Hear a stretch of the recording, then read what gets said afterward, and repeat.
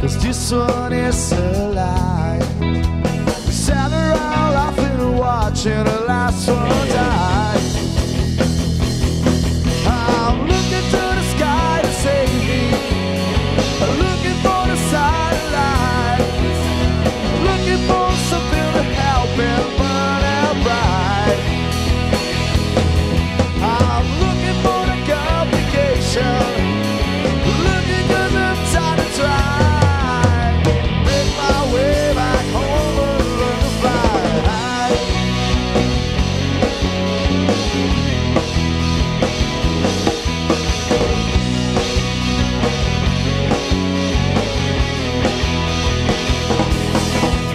Think of loneliness and the patience, just couldn't wait one night. Give it all away if you give me one last try. We live happily ever trapped if you just save my life. Run and tell the angels that everything's alright. I'm looking to the sky to save me, looking for the satellites, looking for something to help and burn out bright. I'm looking for the complication, looking 'cause I'm tired of trying. Make my way back home and learn to fly. Valeu, os meninos do Beer Juice tocando Foo Fighters no Caleidoscópio. A conversa aqui hoje é sobre a China. Você já quis viajar pra lá? Bom, antes de continuarmos, eu te pergunto, tá afim de uma promoção? Uma ida ao cinema na faixa tem o seu lugar, não é não? Você pode levar um par de convites para a sala Cinearte em BH, Contagem ou Betim. Entre na página do Calei e faça o seu cadastro. Toda segunda-feira sai um ganhador. E sexta-feira tem pizza. É a bitela que pode chegar quentinha com refri gelado na sua casa. Lá no site da TV, você se liga sobre como participar. Aê, muito bom, no nosso site tem mais. Agora, vou dar uma levantada que eu vou lá conversar com o pessoal da banda. Luciano, a Beer Oi. Juice começou em 2013. Sim, 4 anos aí de estrada já. Maravilha. E a ideia de vocês é como se fosse uma reunião de amigos, né? Tocar Aqui, música... na verdade, somos todos irmãos. É uma reunião de irmãos aqui. A galera, todo mundo família aqui. Irmãos mesmo? Não, de sangue não, Ah, mas sim, irmãos, irmãos, que amigos. a vida foi Claro, colocando claro, no caminho claro. do outro. Entendi. Que maravilha. É um rock dos anos 90 que vocês fazem. Sim, nós tocamos covers da década de 90, né? Bandas igual a gente tocou aqui, Pearl Jam, Foo Fighters, mas nós temos o nosso trabalho autoral também, que a gente ainda vai mostrar aí mais no finalzinho do programa para vocês e tal. Estamos entrando forte agora com a questão do autoral. Temos um single para lançar até o fim do ano e a gente está com um plano ambicioso aí do EP no primeiro semestre de 2018. Vai rolar. Vai rolar. Apresenta aí a sua banda. Apresentar aqui no baixo, a gente tem o Matheus Antúrio, o baixista nosso, bateria Luiz Guilherme, vocal Luciano Fernandes, né, guitarras, e o Dan Reis na guitarra solo aqui. Maravilha. Ó, a gente está falando de China, vocês obviamente já perceberam. Sim. Participem. Aproveita, ó, tem um chinês aqui, tirar dúvidas sobre o assunto. Participem da Eu até conversa, estava hein? com uma dúvida aqui, olha, que você estava falando do idioma. Pergunte, Luciano. Questão de pronúncia, se comparado, por exemplo, ao espanhol, ao italiano, ao inglês, ao japonês, ao próprio português, tem alguma semelhança, sim, sílabas e tal? Tem semelhança, sim, só que tem muito mais diferenças. O chinês é uma língua que tem tons, então você tem 4 tons diferentes. Se eu pronunciar a mesma sílaba em 4 tons diferentes... Assim, como se fosse uma música mesmo? Mais ou menos. Por exemplo, se eu falar ma, são 4 palavras diferentes. Sério? Então, tem uma tonalidade diferente. Então, é algo que a gente não tem nas línguas ocidentais, né? Inglês, espanhol, francês. E tem umas pronúncias também um pouco mais diferentes. Mas também tem pronúncias semelhantes. Por exemplo, a palavra oi em chinês, né? Ni hao. São sons que não são difíceis para a gente pronunciar, né? Posso fazer uma pergunta? Claro, deve. Por que a gente sente tanta dificuldade em estar pronunciando o idioma, o mandarim, no caso? Eu acredito que pelo inglês, como a gente já tem uma convivência maior, até pela inserção da cultura americana e própria inglesa no nosso país, a gente sente uma facilidade maior. É realmente difícil a pronúncia, o aprendizado em si? Não, é um pouco diferente, né?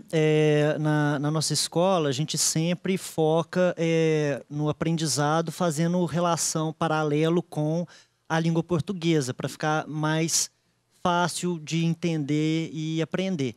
Então, sempre que a gente vai aprender, por exemplo, a questão da pronúncia, a gente faz algumas relações. Então, por exemplo, o primeiro tom do chinês, ele parece com o tom de um telefone fora do gancho. Sim, entendi. Né? Então, a gente faz essa relação que aí fica mais fácil da pessoa entender e assimilar. Bacana demais. Quero aproveitar que a gente já está aí interagindo. Seguinte, primo, me ajuda aqui, ó. Vou fazer uma brincadeira com vocês da banda, que é o seguinte, ó. Aqui tem 3 símbolos. Me corrija, Henrico, se eu estiver errado. Tá certo. São símbolos chineses e eles têm um significado que foi se adaptando ao longo do tempo, às vezes até se modificando, mas a essência é a mesma. Então, eu quero que vocês tentem, pelo desenho, olha que difícil, hein? Descobrir o que é. Eu vou entregar para vocês as fichas, e aí depois eu quero saber as respostas de vocês, se teve sentido. Então, Luciano, me ajuda aqui a distribuir, tá? Não vale colar, hein? Sem colar, sem perguntar para o Henrico. Bom, a gente está falando da língua e tem um assunto que eu também quero falar, que é da comida, né? A gente ouve falar que o chinês come umas comidas diferentes e tal, com uns insetos. Será que é verdade, gente? A gente pediu a Ana Flávia para ir até um restaurante de culinária oriental para ela ver. Será que isso é verdade? Vamos ver? Ei, Anderson, boa noite para você e para todo mundo que acompanha o Caleidoscópio. Como hoje o programa vai falar sobre a cultura chinesa, eu vim até um restaurante de culinária oriental para falar um pouco sobre a culinária da China. E quem vai conversar comigo é o Fernando Lima. Eu gostaria de saber, é verdade que na China tem essa culinária exótica, que as pessoas falam de insetos, cães? Bem, verdade né? Em que lugar no mundo que não tem uma comida exótica? Até mesmo no Brasil a gente tem. Mas só que a gente tem que diferenciar um pouco assim, né? O que é usual para a gente e o que é usual para eles. A cultura de comer inseto veio até de um fato interessante, porque a China tem 10% apenas das suas terras plantáveis, etc. Né? Então eles tiveram que captar recursos para adaptar a sua alimentação, para alimentar toda a população. Daí que vem a origem de adicionar o inseto aos pratos, até mesmo o broto do bambu, o shimeji, que é utilizado não só na culinária chinesa, mas em todo o mundo. Propagou, né? O que é bom se alastra.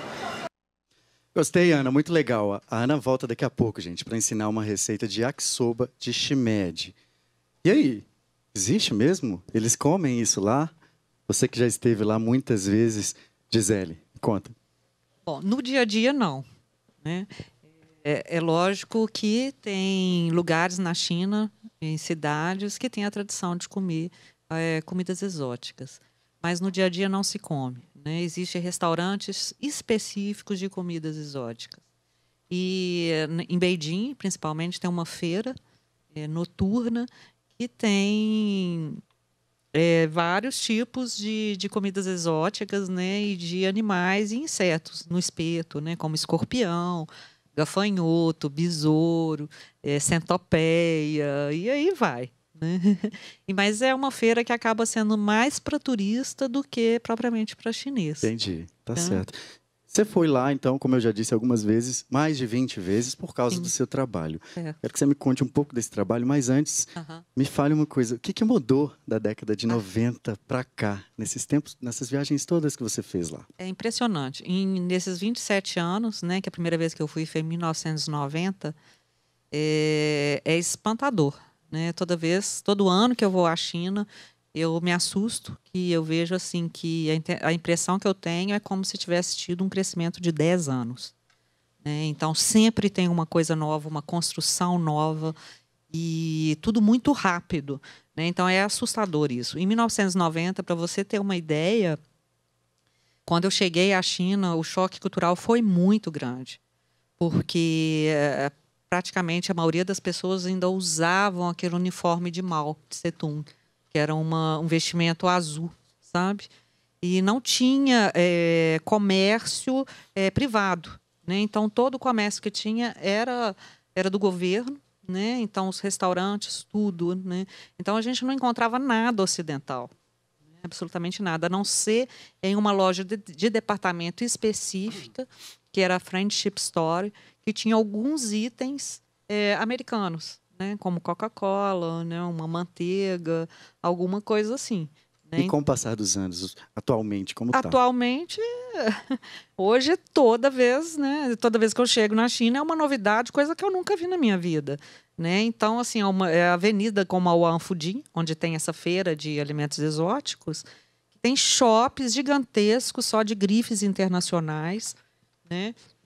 E com grandes marcas, e o povo extremamente se enriquecendo cada vez mais, né? Então, isso tudo me assusta muito, né? Então, assim, eu via, né, os chineses andando de bicicleta, a maioria, eram poucos carros circulando em 1990, né? E eles puxavam na sua bicicleta praticamente assim, uma mudança de casa, né? E hoje, né, hoje é uma hipermoderno, então isso em muito pouco tempo, né? Então isso realmente é fascinante na China. Fascinante, é um país fascinante. Bom, a gente vai fazer uma pausa. Daqui a pouquinho eu quero que você me conte sobre o seu trabalho.